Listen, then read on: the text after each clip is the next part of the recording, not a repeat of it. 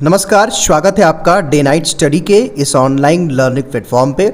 तो जैसा कि आपको मैंने कल अपडेट किया था और कल का वीडियो में मैंने आपको बताया था कि 5 और 6 अक्टूबर को काउंसलिंग की प्रक्रिया काशी विद्यापीठ में सेकेंड राउंड की होने वाली है। तो उसका ऑफिशियली अनाउंसमेंट काशी विद्यापीठ द्वारा कर दिया गया है और एक पूरा शेड्यूल जारी कर दिया गया, यानी कि यूजी कोर्सेज में सारे कोर्सेज, यानी कि यूजी में आपके जितने भी कोर्सेज हैं, बीए, बीएससी, बीकॉम, बीम्यूज, बीएफए, मतलब कहने का मतलब बीए मास, जितना भी कोर्स होगा यूजी में, उन सभी का प्रॉपर एक शेड्यूल आ गया है, जिसकी पूरी जानकारी मैं आपको इस वीडियो के माध्यम से दूंगा। और ध्यान से आपको इस पूरे वीडियो को देखना होगा, वरना कंफ्यूजन की स्थिति बनी रहेगी। मेरे कहने का मतलब ये है कि अगर आप इस पूरे वीडियो को देखेंगे तो मेरी हर एक बात को तभी समझ पाएंगे, क्योंकि ध्यान से बातों को समझना ज़रूरी है, वरना फिर आप डाउट में होंगे और कमेंट पे कमेंट करेंगे, जिसका कोई मतलब नहीं होता है। तो आइए चलिए, इस वीडियो में मैं आपको सारी जानकारी दूंगा जो आपको जानना चाहिए। सबसे पहले अगर आप काशी विद्यापीठ के वेबसाइट पे आएंगे तो ये अपडेट है, यानी कि ये नोटिस है, जिसको मैं अगर आपको दिखाऊं तो यहाँ पे आप साफ तौर पे देख सकते हैं, यहाँ पे ये ठीक है। हालांकि इन्होंने 1 तारीख लिखा है, लेकिन इन्होंने जो है आज ही इसको अपडेट किया है वेबसाइट पर। यहाँ लिखा है कि विश्वविद्यालय में सत्र 2023-24 में स्नातक एवं अन्य डिप्लोमा पाठ्यक्रम के द्वितीय चरण की काउंसलिंग के संबंध में संशोधित आवश्यक सूचना। इसका ये मतलब है कि इन्होंने कुछ देर पहले कोई और नोटिस दी थी, उसको अपडेट करके, संशोधित करके, रिवाइज करके यहाँ पे अपडेट किया। हालांकि मैंने इसका जो नोटिस है उसको मैंने यहाँ पे अपने फ़ोन में अपलोड कर दिया था, मतलब डाउनलोड कर लिया था। आइए मैं आपको दिखाता हूँ। अब यहाँ पे आप देखेंगे तो भाई ये यहाँ पे क्या लिखा है, आवश्यक सूचना संशोधित। माननीय कुलपति जी के निर्देशानुसार विश्वविद्यालय में सत्र 2023-24 में द्वितीय चरण की काउंसलिंग अधोलिखित विवरण के अनुसार निर्धारित है।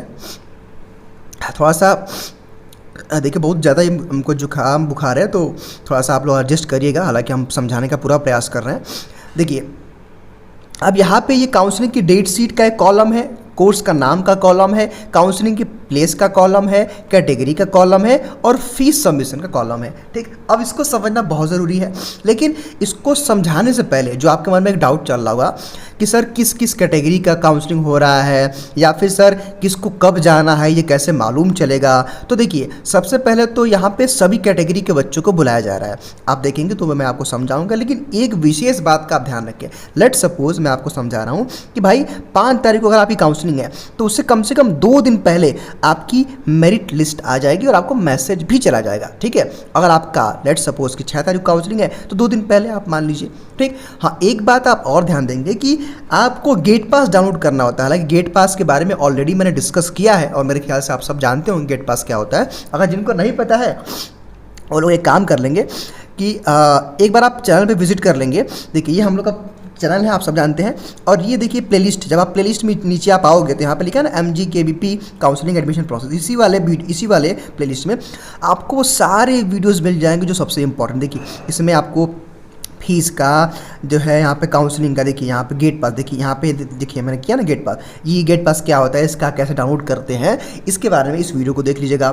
ठीक, चलिए समझ गए। तो मेरे कहने का मतलब ये है ना कि भाई विद्यापीठ काउंसलिंग की डेट से 2 दिन पहले मेरिट लिस्ट जारी करे, कम से कम 2 या 3 दिन पहले, मे बी कल भी आ सकता है। ठीक, उसके बाद काउंसलिंग की से मान लीजिए कि अगर आपका 5 तारीख काउंसलिंग है तो उससे कम से कम 1 दिन पहले आपका गेट पास आएगा वेबसाइट पे, तो आप डाउनलोड कर लेंगे। और गेट पास में जो भी डॉक्यूमेंट का नाम होगा उन सभी डॉक्यूमेंट को जो है आप लेके जाएंगे। ये काम करेंगे कि भाई उन सारे डॉक्यूमेंट को लेकर के आप जाएंगे।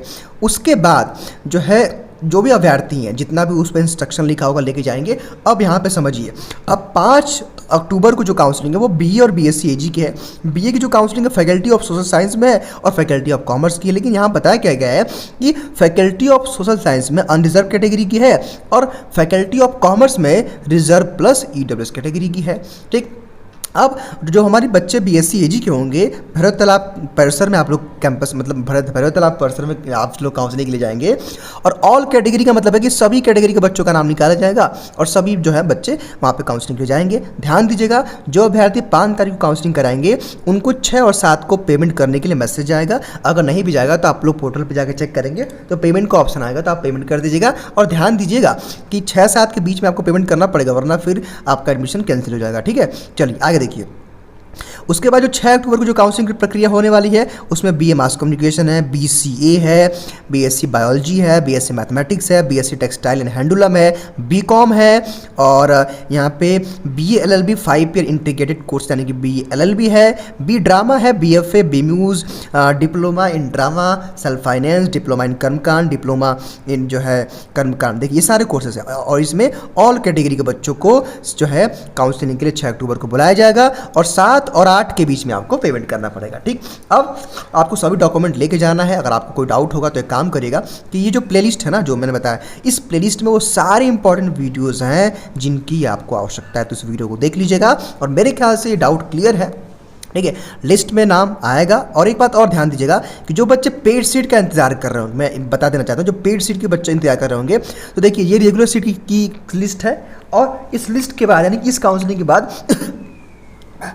यानी कि इस काउंसलिंग के एक मिनट, इस काउंसलिंग के बाद क्या होगा बच्चों कि इस काउंसलिंग के बाद पेड सीट की लिस्ट आएगी। ठीक है, तो आई होप कि मैंने पूरा अपना जोड़ दिया, पूरा मैंने अपना एफर्ट लगाया है आपको समझाने में, और तबीयत खराब होने के बावजूद मैं उम्मीद करता हूं कि मेरी पूरी बातों को आप समझे होंगे। और अगर कोई डाउट है तो कमेंट बॉक्स में बताइए, उसको हम अगले वीडियो में रिजॉल्व करने का प्रयास करेंगे। फिलहाल इस वीडियो में केवल इतना ही, बहुत धन्यवाद।